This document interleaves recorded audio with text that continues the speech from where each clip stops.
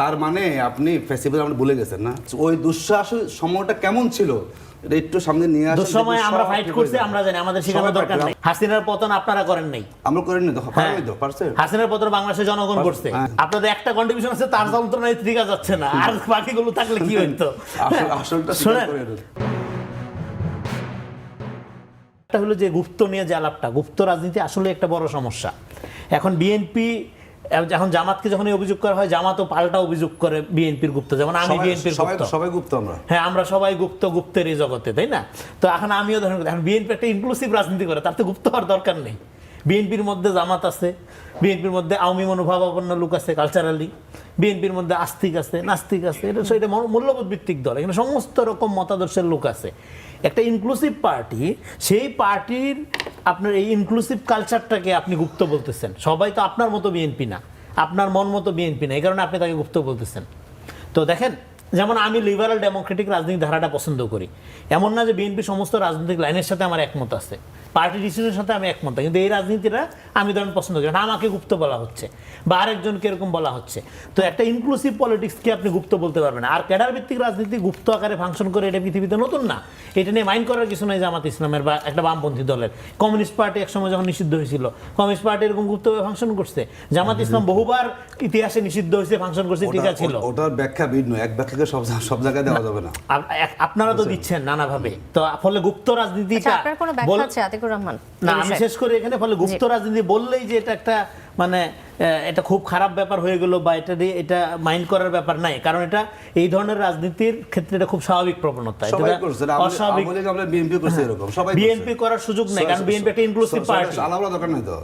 BNP কে কেন গুপ্ত হইতে হবে আমাকে বুঝান। আওয়ামী লীগের ফ্যাসিবাদের আমলে বিএনপি কে কেন গুপ্ত হইতে হবে? আচ্ছা আমি বলি আপনাকে, সালাউদ্দিন সেদিন যেদিন গুম হলেন, উনি বলেন কোথা থেকে অর্ডার দিয়েছেন? গোপন জায়গা থেকে গুপ্ত ব্যাপার। আপনি গুপ্ত ব্যাপারটা তাহলে বুঝতেছেন না। গুপ্ত ব্যাপারটা হলো আপনার নিজের রাজনৈতিক পরিচয় লুকাইয়া ফাংশন করবেন। বিএনপি কে একদিনও নিজের রাজনৈতিক পরিচয় লুকাইয়া ফাংশন করছে? একটা ব্যক্তি লুকাইয়া ফাংশন করা, শুনেন আমি আপনি বুঝছি, তার মানে আপনি ফেস্টিভ্যাল আমরা ভুলে গেছেন না।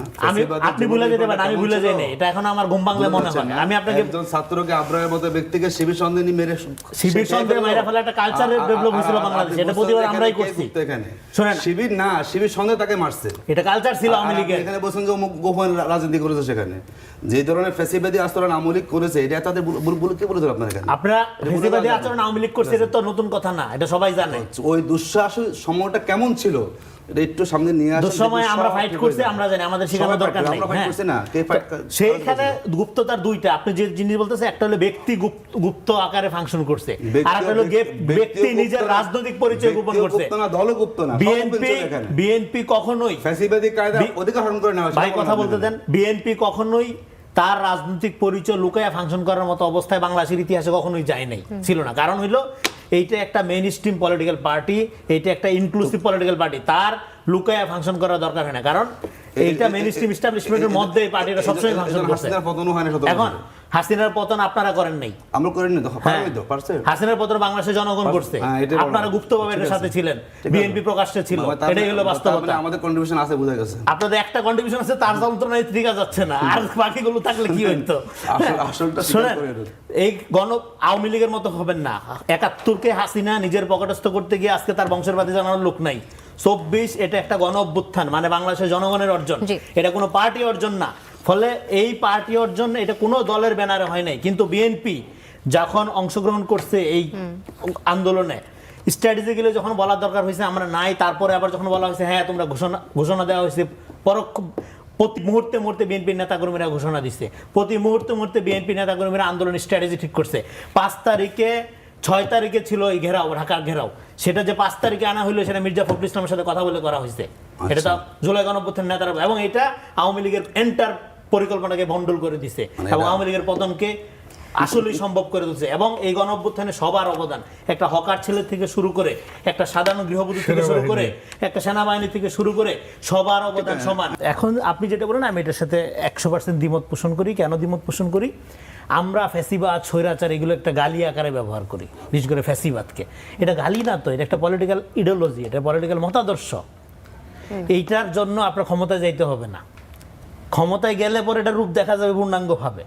কিন্তু আপনি ফ্যাসিবাদী কি না, এইটা আবার এখন ধরেন আপনার ডিরেক্ট আপনার প্রশ্ন থেকে আলাপে ঢুকে যাই, যেমন বলা হচ্ছে যে সরকারি দল বলছে যে বিরোধী দলের উপর আপনার স্বৈরাচারের ভূত আসর করেছে, পতিত স্বৈরাচারের ভূত।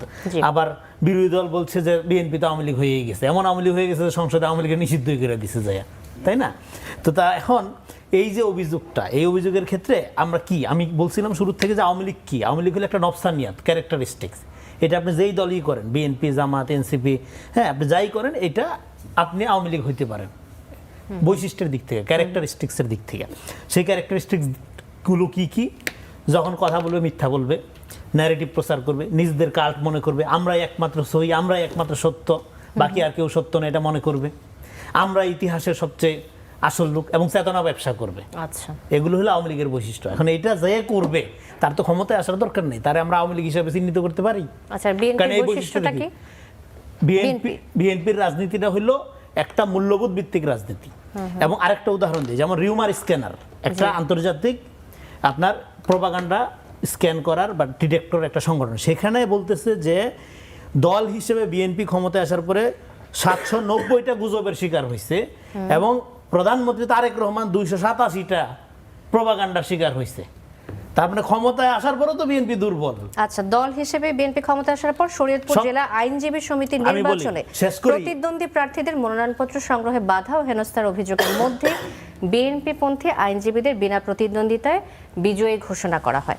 এই ঘটনায় আইনজীবী ও রাজনৈতিক অঙ্গনে ব্যাপক সমালোচনা হয়েছে। এখন এটাতে আপনি আসলে স্বৈরাচারের ছায়া দেখেন কিনা? অবশ্যই স্বৈরাচারের ছায়া তো শুধুমাত্র একটা নির্বাচন, একটা কমিউনিটি নির্বাচনের মধ্যে না।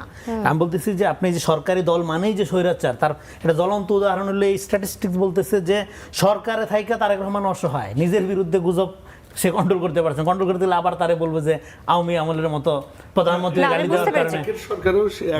তো ফলে এই যে মিডিয়া স্বাধীনতার নামে সরকার যে কোনটা হেট স্পিচ, কোনটা ঘৃণা উৎপাদনকারী বক্তব্য এবং কোনটা স্বাধীনতা, এই দুইটা এখনো ঠিক করতে পারতেছে না, ডরে। কারণ প্রোপাগান্ডার স্পিড এত জোরে।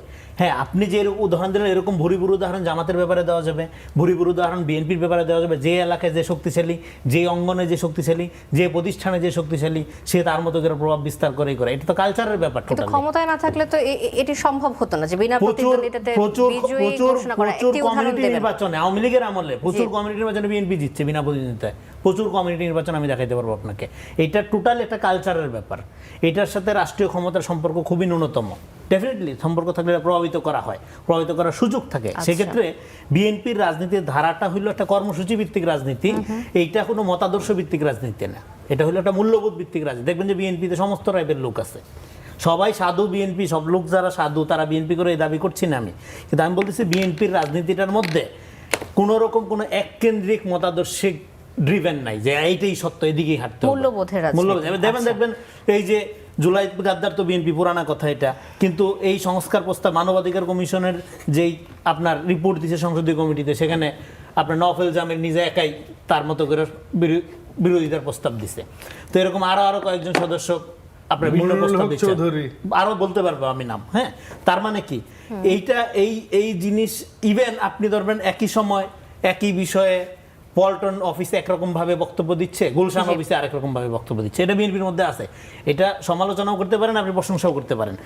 ফলে এই যে একটা মূল্যবোধের প্লুরালিটি, মূল্যবোধের মানে বহু রকম মূল্যবোধকে জায়গা দেওয়া, এটাই বিএনপির রাজনীতি। আচ্ছা, আর জামাতের রাজনীতি নিয়ে যদি বলেন, তাদের জামাতের রাজনীতির মডেলটার মধ্যে আমরা দেখতে পাচ্ছি এটা একটা খুবই সুসংগঠিত ক্যাডার ভিত্তিক অর্গানাইজেশন, তারা নিজেরাও এটা নিয়ে গর্ব করে। এবং এই ধরনের অর্গানাইজেশনগুলোর সাথে আপনার এই আমরা যে ধরনের এই আপনার ধরেন যে কাল ভিত্তিক ন্যারেটিভ পলিটিক্স ভিত্তিক যে অর্গানাইজেশনগুলো যেগুলো দেখে আসছে আওয়ামী লীগ, এগুলোর একটা মিল আছে এবং এটা খুব সহজেই আপনি একটা সিমিলারিটি টানতে পারবেন। এটা রাজনৈতিক আদর্শের দিক থেকে, আদর্শ মানে প্যাটার্নের দিক থেকে, কর্মকাণ্ডের দিক থেকে ডেফিনেটলি জামাত শেখ মুজিবকে জাতির পিতা মনে করে না, ডেফিনেটলি মনে করে, কিন্তু তারা অন্য আরেকজনকে হয়তো মনে করে, অন্য আরেকজনকে কাল্ট মনে করে। ফলে আমি বলতেছি এই যে কমন চিন্তার প্যাটার্ন, এই চিন্তার প্যাটার্ন দেখে আপনি স্বৈরাচারকে, ফ্যাসিবাদকে আইডেন্টিফাই করতে পারেন। তার জন্য ক্ষমতায় আসা না আসার ব্যাপার অপেক্ষা করতে হবে না আপনাকে। আরেকটা বিষয় হলো যে যারা হইলো আপনার প্রচণ্ড হাইপ ভিত্তিক রাজনীতি করে, যেমন একটা ইস্যু আসার সাথে সাথে 10 ঘন্টার মধ্যে এটার ব্যাপারে এমন একটা আপনার ন্যারেটিভ পুশ করা হয় যে এই ব্যাপারে সাধারণ আমজনতা একটা সিদ্ধান্ত নিয়ে বসে থাকে, পরে দেখা যায় আসলে ঘটনাটা এটা না, ঘটনাটা সম্পূর্ণ উল্টা বা অন্যরকম। আচ্ছা। কিন্তু ওই মুহূর্তে যে এই যে জোয়ার তুলা ফেলা হয়, এবং আরেকটা হলো যে সবসময় হলো একটা ক্যারেক্টার অ্যাসাসিনেশনের রাজনীতি, যেমন আপনি খারাপ আমি ভালো। আচ্ছা আপনি খারাপ এই কারণে আমার ভালো হইতে হবে কেন? আমি নিজ গুণে ভালো হইতে পারি না? বিএনপি খারাপ, ভালো কথা। বিএনপি তো এর আগে কি ছিল? সাদাবাজের দল ছিল। জি। তো বিএনপিতে সাদাবাজ নাই, এই কথা তো কেউ বলে নাই, নাহলে ৮,০০০ বহিষ্কার করলো কেমনে? আবার আপনার কাছে তাই বলে বিএনপি যে সাদাবাজের দল, এই যে একটা মোটা দাগে ন্যারেটিভ তৈরি করে ক্যারেক্টার অ্যাসাসিনেশন করে আমরা একমাত্র ভালো, এই জায়গায় যে না, এটা আওয়ামী লীগের মডেল মনে পড়বে আপনার। আওয়ামী লীগ ঠিক এই আচ্ছা, জিনিস রেজাউল করতো। করিম রনি, আপনি আবার তো আওয়ামী লীগের আসবো বিরোধিতা আপনার করতেন, কাছে। আপনি রাজাকার। আমাদের এখানে যেহেতু নিজের নাক কেটে হলেও পরের যাত্রা ভঙ্গ করতে হবে এরকম একটা টেন্ডেন্সি থাকে, সেই ক্ষেত্রে এটাকে একটা সুবর্ণ সুযোগ হিসাবে পাইছে বিরোধী দল, যে আচ্ছা পাইছি এইবার। হ্যাঁ, তো এইটা সরকারের দিক থেকে সংকট অ্যাড্রেস করা হয়নি, ব্যাপারটা তো এটা সত্য না। সরকার তো প্রথম, নাহলে তো সরকার রেশনিং করতো না। সংকট যদি না থাকতো সরকার তো রেশনিং করতো না। সরকার স্পষ্টভাবে বলেছে যে তেলের কোনো সংকট নেই, এটা তো বলেছে। ডেফিনেটলি বাংলাদেশে তেলের কোনো মজুদও নাই, সংকটও নাই। বাংলাদেশের যে ইকোনমি, কখনোই আমাদের তেলের খুব ভালো মজুদ ছিল, এটা রেকর্ডই দেখাইতে পারবেন না। আমরা 12% মজুদ পাইছিলাম। হ্যাঁ, তো কখনোই তেলের যেটা standard কোনো মজুদটা। আমলেই আমাদের তেলের খুব ভালো মজুদ থাকে না, যে 6 মাস, হ্যাঁ 1 বছরের মজুদ আছে, এরকম অবস্থায় আমাদের ইকোনমি নাই, এটা এফোর্ড করতে পারে না। তো ফলে তেলের আমাদের মানে তেলের মজুদ থাকলে যে পরিমাণ একটা ক্রাইসিসে ধরেন 2 মাস 3 মাস আরামে চলতে পারতো, সেই অবস্থা আমাদের ইকোনমি নাই। ফলে তেলের ক্রাইসিস আমাদের এখানে আছে, এটা আগেও ছিল। আমাদের বিকল্প জ্বালানির দিকে চিন্তা করতে হবে। এখন সরকার একটা বিপদে পড়ছে, এটাকে কেন্দ্র করে যদি রাজনৈতিক ফায়দা নেওয়ার চেষ্টা করে বিরোধী দল অন্যরা, এবং সরকার, হ্যাঁ বিএনপি সরকারের দেখেন একটা জায়গা তো একটু সমালোচনা করতেই হবে, যে বিভিন্ন জিনিস নিয়ে ক্ল্যারিফিকেশনের ঘাটতি আছে। সেই ক্ল্যারিফিকেশনের ঘাটতিটাই ন্যারেটিভ পলিটিক্স দিয়ে পূরণ করা হয়।